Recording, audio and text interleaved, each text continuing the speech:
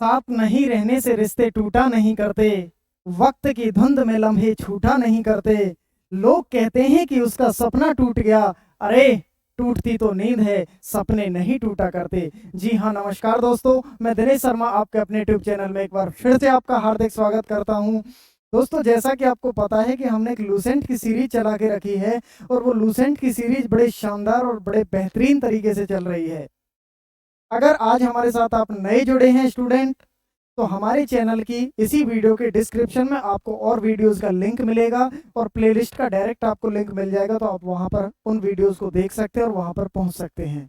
तो जितने भी स्टूडेंट हमारे साथ जुड़े हुए हैं सारे जुड़ जाइए फटाफट। Good evening to everyone, good evening to all of you.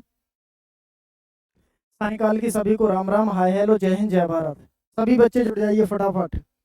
तो स्टूडेंट्स, समय को ज़्यादा जाया ना करते हुए आज की क्लास को हम स्टार्ट करते हैं। जैसा कि आपको पता होगा स्टूडेंट, पिछली क्लास में हम एक लाइट चैप्टर लूसेंट के लाइट चैप्टर के बारे में जिक्र कर रहे थे और लूसेंट के लाइट चैप्टर में हम कुछ बातों का जिक्र हम कर चुके थे और कुछ बातों का जिक्र करना अभी बाकी है। तो उन्हीं बातों का जिक्र करते हुए आज की क्लास को हम कंटिन्यू करते हैं स्टूडेंट। आज की क्लास में हम आगे बढ़ते हैं स्टूडेंट। आज की क्लास में हम पढ़ने वाले हैं दर्पण के बारे में। कल हमने जाना था कि समतल दर्पण क्या होता है, प्लेन मिरर क्या होता है, कितनी कंडीशन होती थी, कैसे होता था। तो उसी कड़ी में आगे बढ़ते हुए जब मैं बात करता हूं तो स्टूडेंट, आज की क्लास में जो चर्चा होगी वो स्फेरिकल मिरर के बारे में होगी, गोलीय दर्पण के बारे में होगी। जैसा आप अपनी स्क्रीन के सामने देख पा रहे होंगे, दैट इज कॉल्ड गोलीय दर्पण, that is called spherical mirror. Student, sphere का मतलब होता है गोला। आप इसको ऐसे समझिएगा, जैसे this is sphere, this is गोला, यस एंड नो। इस स्फेयर को मैं बीच में से कट कर दूं तो दो इसकी शेप एंड साइज कुछ इस तरह से निकल आएगी, this is first and this is second.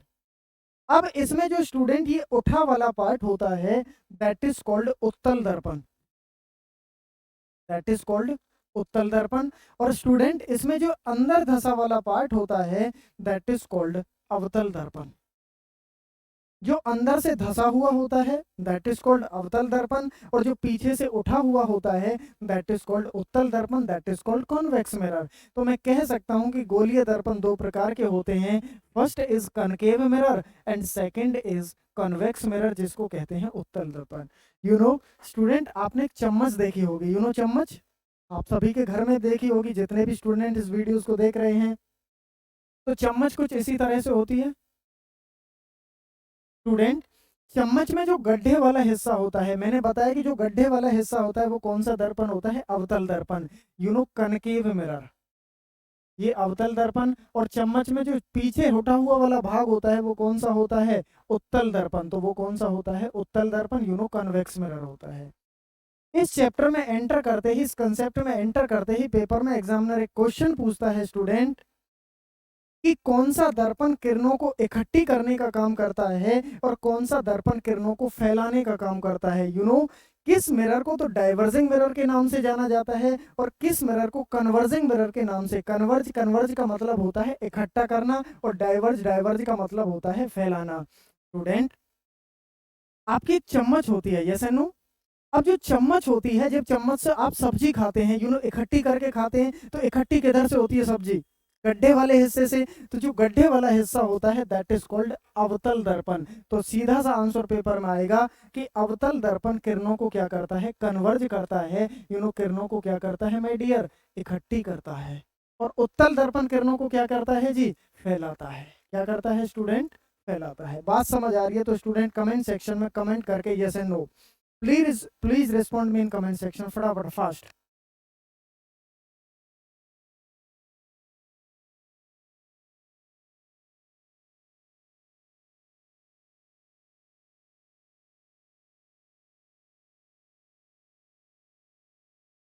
Clear है स्टूडेंट, मेरी बात को आप समझ पा रहे होंगे।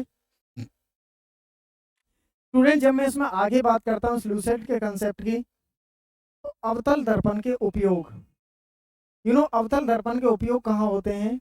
बड़ी फोकस दूरी वाला अवतल दर्पण दाढ़ी बनाने वाले शीशे के रूप में प्रयोग में लाया जाता है। दाढ़ी मतलब सेविंग मिरर के रूप में, सेविंग मिरर मतलब हजामती दर्पण के रूप में। पेपर में ये क्वेश्चन भी आपको मिलेगा, हजामती, हजामत होता है दाढ़ी बनाना। यू नो और जितनी भी गर्ल्स देख रही हैं वो चिंता ना करें, जितना भी ब्यूटी पार्लर में जो भी यूज होता है वो भी यही होता है। कौन सा? अवतल दर्पण ही। क्यों? क्योंकि ये वस्तुओं को कैसा दिखाता है? बड़ा दिखाता है। स्टूडेंट यहाँ पे शायद लिखा नहीं है, आगे आएगा वैसे। वस्तुओं को कैसा दिखाता है? बड़ा दिखाता है, लार्ज दिखाता है, इसलिए इसका यूज किया जाता है। ये जो लोकल में जाएंगे ना आप अपने आसपास, तो वहां पे तो आपको नॉर्मल शीशा समतल दर्पण ही रहेगा, लेकिन जब आप प्रोफेशनल किसी मॉल्स वगैरह में जब कटवाने के लिए जाते हैं तो वहां पे ये सारी चीजें आपको देखने को मिलती हैं, अवतल दर्पण मिलता है। क्लियर है स्टूडेंट? आंख, नाक, कान, ईएनटी वाला जो होता है, दांत का जो डॉक्टर उपयोग में लाता है, वो भी कौन सा दर्पण होता है?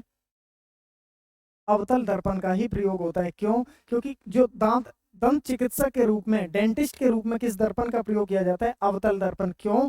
क्योंकि वस्तुओं को कैसा दिखाता है? बड़ा दिखाता है। स्टूडेंट, आप दांत चेक करवाने जा रहे हैं किसी डॉक्टर के पास, अब वो दांत में देखता होगा, आपने प्रैक्टिकल देखा होगा, अब कोई दांत में कीड़ा लगा है, पायरिया लगा है, वो बड़ा देखेगा तभी तो अच्छे से देखेगा ना, अगर छोटा देखा तो कैसे देखेगा? Yes and no?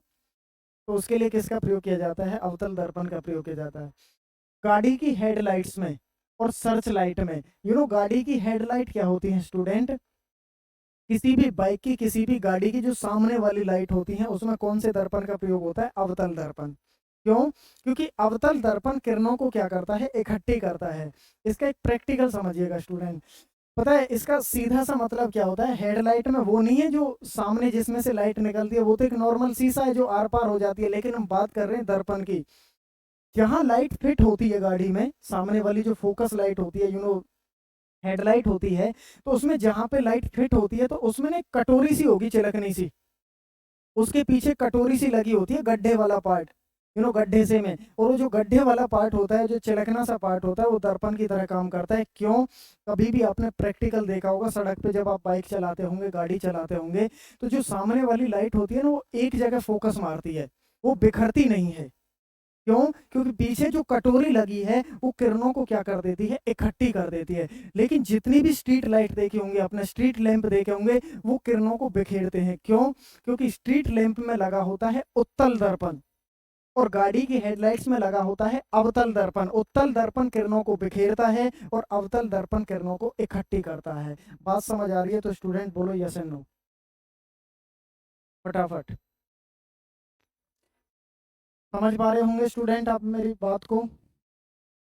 क्लियर है स्टूडेंट?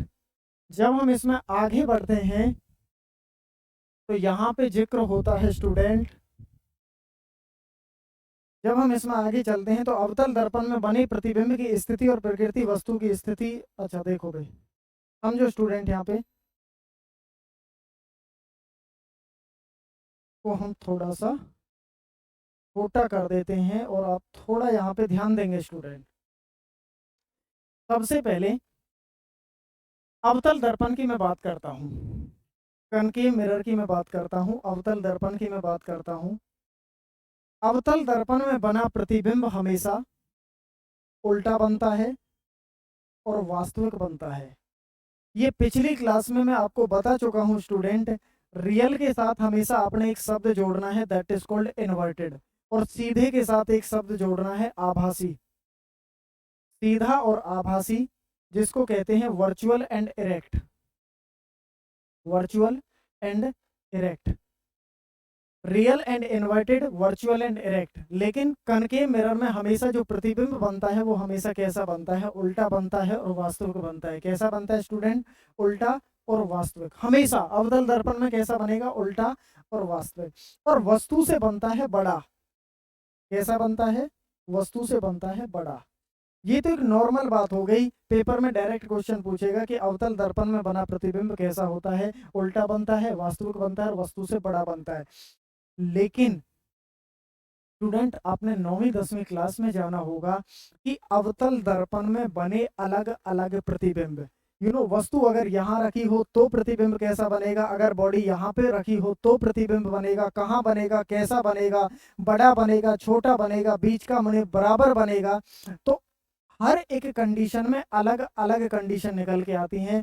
एक नॉर्मल वे में कहेंगे तो सिंपल बताएंगे, लेकिन अलग अलग वे में पूछेगा तो आपको अलग अलग आंसर बताना पड़ेगा।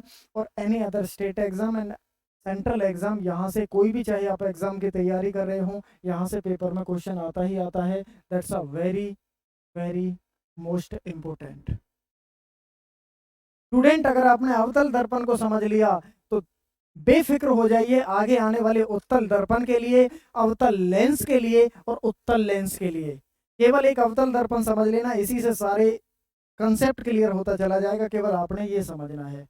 देखिए आपकी इस लूसेंट की जो सीरीज चल रही है उस लूसेंट की बुक में आपका दे रखा है स्टूडेंट ये कि भी इसमें अलग अलग कंडीशन में अलग अलग प्रतिबिंब बनता है। जब अनंत पे है तो फोकस पे छोटा बनेगा उल्टा, और वास्तु वक्रता केंद्र पे तो ये बनेगा ये बनेगा ये बनेगा।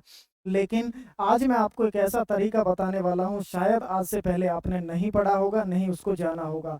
अब तक आपको लगता था कि ये चीजें कैसे होती हैं, लेकिन आज के बाद अगर आप इन्हें भूलना भी चाहेंगे, भूल कर भी आप इन्हें नहीं भूलेंगे। वो सुना होगा ना कि भी भूलना भी भूल जाओगे स्टूडेंट। तो स्टूडेंट अगर आपको वीडियो अच्छी लग रही हो तो वीडियो को लाइक कर दीजिएगा बीच बीच में। क्लियर है?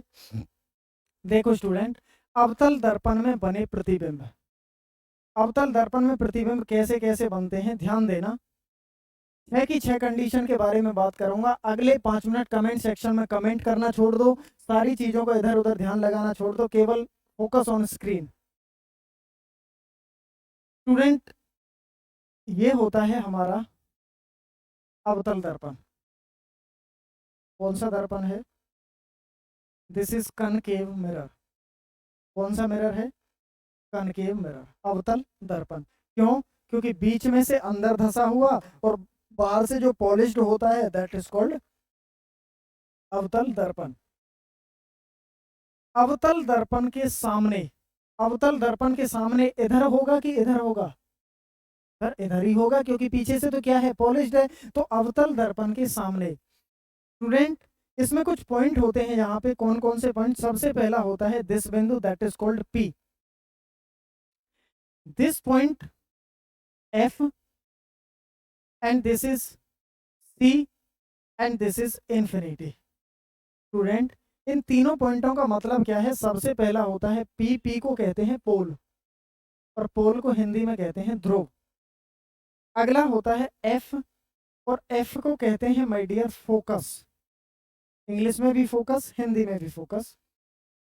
सी होता है this is centre of curvature, centre of curvature, जिसको हिंदी में कहते हैं वक्रता केंद्र। और एक होता है जी इन्फिनिटी, और इन्फिनिटी को कहते हैं अनंत। आपके पेपर में क्वेश्चन पूछेगा स्टूडेंट कि यदि अवतल दर्पण के सामने वस्तु यहां रखी हो, यहां रखी हो, कहां रखी हो, तो कैसा, कहां और कब प्रतिबिंब बनेगा? स्टूडेंट मैं आपसे ही पूछता हूं कि यदि अवतल दर्पण के सामने या तो इन्फिनिटी पे रखा जा सकता है, या सेंटर ऑफ कर्वेचर पर, या फोकस पर। 3 कंडीशन हो सकती है, यस एंड नो।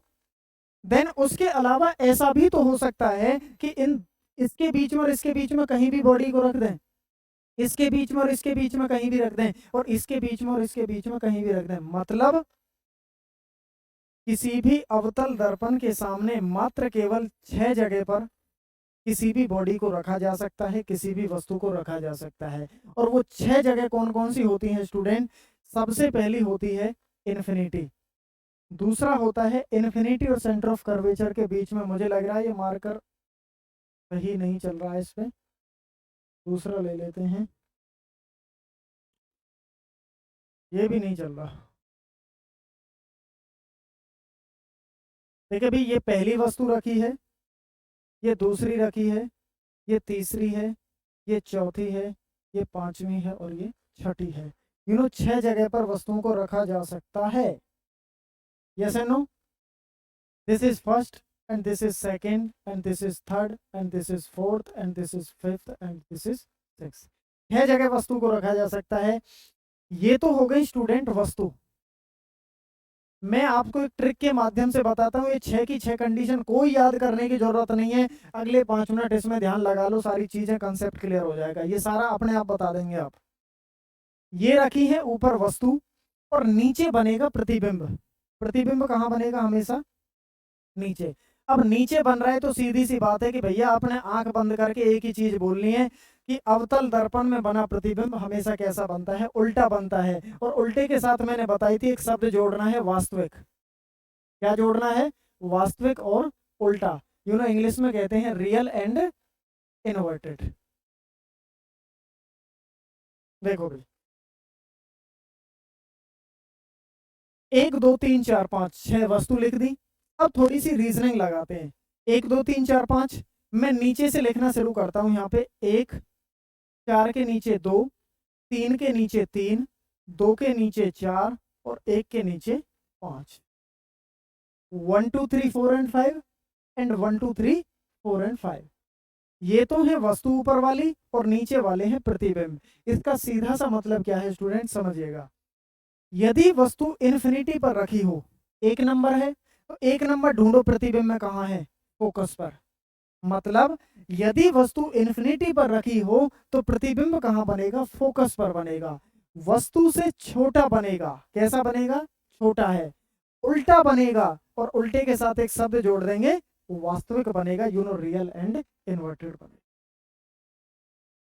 जब हम सेकंड की बात करते हैं स्टूडेंट, जब वस्तु इन्फिनिटी और सेंटर ऑफ कर्वेचर के बीच में रखी हो, तो इसका मतलब बात कर रहा है 2 नंबर की। कितने नंबर की, 2 नंबर की। तो 2 नंबर ढूंढो नीचे कहाँ है, सी और एफ के बीच में। यदि वस्तु इन्फिनिटी और सेंटर ऑफ कर्वेचर के बीच में है तो प्रतिबिंब सेंटर ऑफ कर्वेचर और फोकस के बीच में बनेगा। वस्तु से कैसा बनेगा, छोटा बनेगा, उल्टा बनेगा और वास्तविक बनेगा। 3 नंबर पे जब बात आती है, जब वस्तु सेंटर ऑफ कर्वेचर पर रखी होती है, तो 3 नंबर कहाँ है, 3 के नीचे ही है। तो सेंटर ऑफ कर्वेचर पर जब वस्तु रखी हो तो प्रतिबिंब भी कहाँ बनता है, सेंटर ऑफ कर्वेचर पर ही बनता है। और वस्तु से छोटा कि बड़ा, ही नहीं, वस्तु के बराबर बनता है स्टूडेंट। क्यों, क्योंकि आप देख पा रहे होंगे जब 3 के नीचे 3 आ गई तो इसका मतलब यहाँ पे बराबर बनना शुरू हो जाएगा। यहाँ तक छोटा था, यहाँ पे बराबर, और फिर यहाँ से बड़ा बनना शुरू हो जाएगा।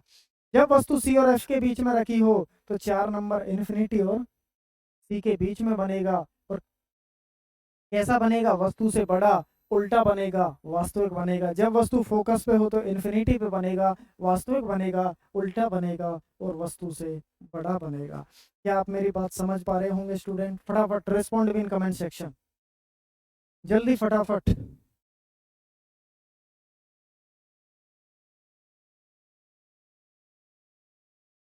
क्लियर होगा स्टूडेंट? अब इसमें एक कंडीशन बचती है, देखो यहीं से देखो स्टूडेंट, जब अनंत पर रखी है, कहाँ रखी है, अनंत पर रखी है, जो इन्फिनिटी पर रखी है, तो प्रतिबिंब कहाँ बना था, फोकस पे। देखो कहाँ बन रहा है, फोकस पे। कैसा बन रहा है, छोटा बन रहा है, उल्टा और वास्तविक बन रहा है। जब वक्रता केंद्र और अनंत के बीच में, सी और इन्फिनिटी के बीच में है, तो कहाँ बन रहा है, यहाँ पे उल्टा और वास्तविक, उल्टा और वास्तविक, सब में उल्टा और वास्तविक। फोकस तथा केंद्र के बीच में, फोकस और सेंटर के बीच में 4 नंबर, सी और इन्फिनिटी के बीच में देखो वही सारी चीजें हैं।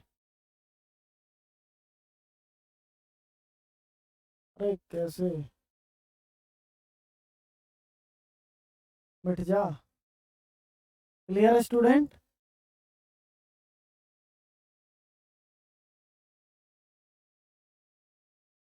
क्लियर है ना?